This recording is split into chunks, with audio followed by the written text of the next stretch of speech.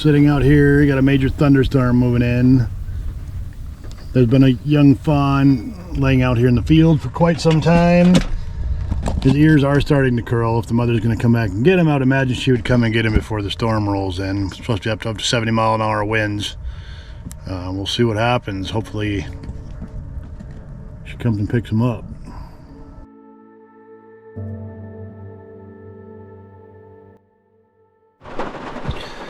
Still waiting. I'm sitting here in the rain. Waiting to see if the mother comes back. It's been a few hours, the storm has passed. I'm just going to walk back out and check. It doesn't look like the mother has come back, but we're still going to leave it be.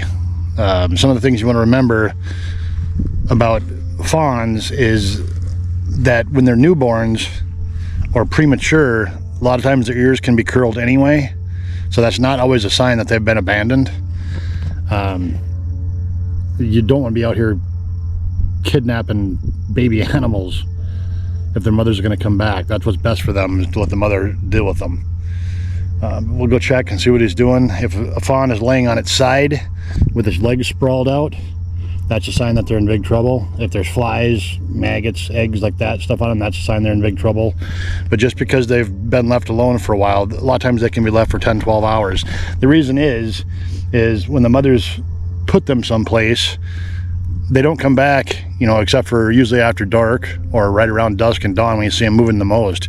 The reason for that is because predators a lot of times will watch them, and they'll watch where the deer go, stuff like that, lay down, okay, then they know there's a fawn there. So it's for the fawn's protection that they get left where the mother goes off and feeds. She's got to eat so she can make milk to take care of her babies to start with. But we'll go see what this guy's doing. And you want to observe from a distance. We'll be watching tonight to see if she comes back with thermal. But a lot of times they won't return if there's any activity, so just observe from a distance, stay away from them. Whatever you do, don't touch them.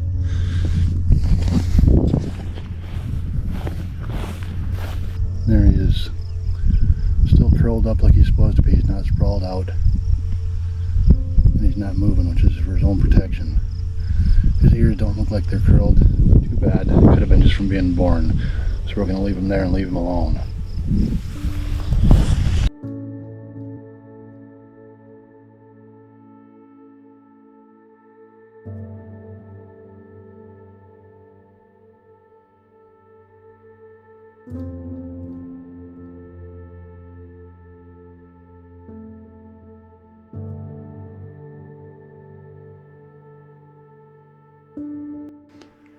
We did a stakeout until just now.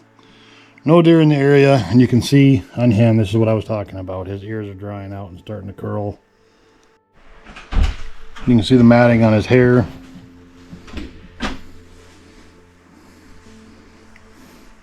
I've got him somewhat more dried off, but he's still ice cold. He didn't even move when we picked him up.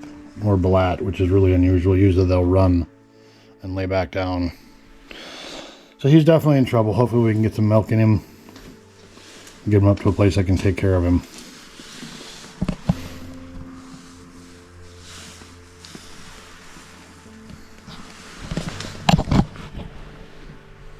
Oh yeah, you can tell by the feel of his skin. Yeah, he's very dehydrated. Yeah, poor little one. Come here. Time for food. I know you don't want to, but it's time to eat.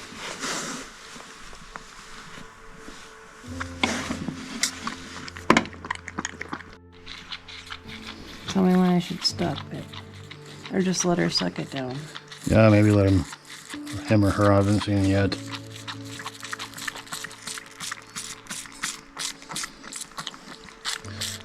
Got him inside my coat to bring his body temperature back up. He's obviously super dehydrated, you can tell from his skin.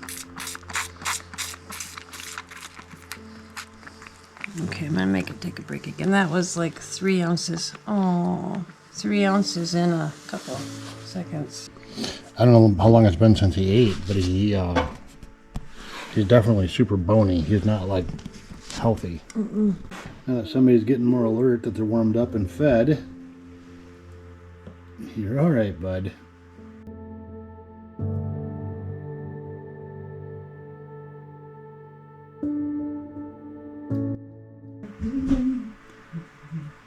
You're okay. He couldn't even move when we first found him, so he was definitely in big trouble. But we finally got his body temperature warmed back up. Got some food in his tummy. You don't want to give any kind of little animals like this regular milk, like we drink. That can actually make them sick and kill them. What they recommend is milk replacer. It's actually for kittens. It comes in 2 forms. This is a ready to drink. It's easily digestible. Just about all little animals can handle it. Or they have the same stuff. Walmart carries it, different places like that. But this is the stuff that you mix, almost like making baby formula. That's what you want to use, not milk like we drink from cows. Somebody's already getting his strength back a little more. He was definitely in trouble. He didn't blat or move or try to run or anything. When she first seen him this morning, he was bellering, and now he's doing considerably better. I don't think he would have made it till morning if the animals didn't get him. But you can tell he's very, very thin and dehydrated. Yep, very cute, but they're a wild animal. They're not a pet. They need to be out in the wild where they're supposed to be. So you want to interact with them as little as possible.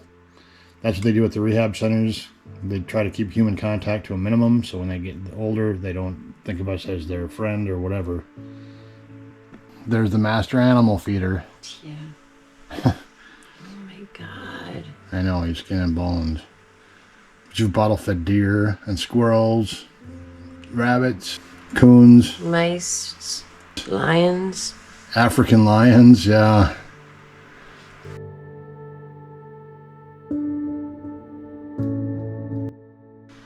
But everything you can think of. Oh my God, if we went and got to him, there is absolutely no way that this little guy, I wonder how old he really is. Maybe a couple days old. He may have not even gotten more than 1 nursing out of her.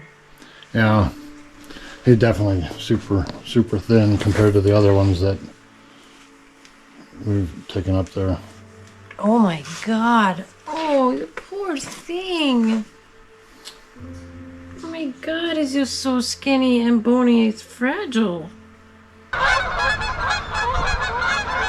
What's that, huh? There you go. Well, somebody survived the night. It's always a good sign. We got him eaten, and we got it coming out the other end too. Basically, with small animals without their brother, you have to take a warm washcloth or warm rag and stimulate their backside to get them to pee and poop. You can see how thin he is. Yeah, you're okay.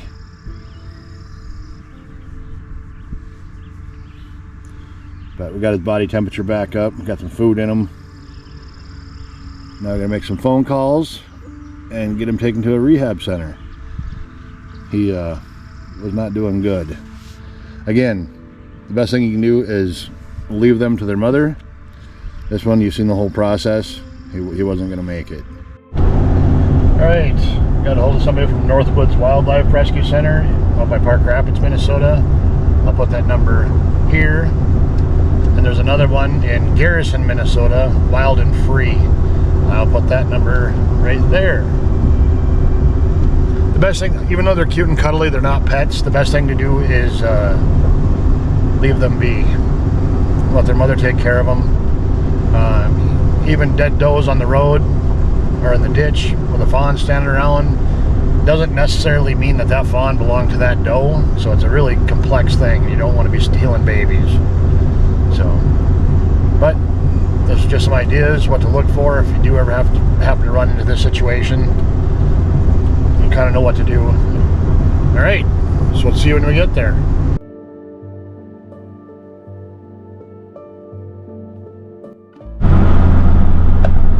All right, so that's a wrap. The little man is now safe, being fed colostrum. They weren't sure if he had gotten any. She thought thought that he was probably a twin. Maybe that's where the mother had went, or something happened to her, but he was definitely in trouble. We did the right thing, which is a very, very tough decision to make. But Northwoods Animal Rescue out of Park Rapids, Minnesota, and they work hand in hand with a lot of the other wildlife rescues around the state of Minnesota. But very nice people. Check them out. Check out their Facebook page and their web page. They're always looking for fundraisers and volunteers, donations, things like that to help out the cause. All this stuff costs money, and it's great that we have people in our area that put that much time and effort to taking care of wild animals. Hope you enjoyed the video. We'll see you on the next one.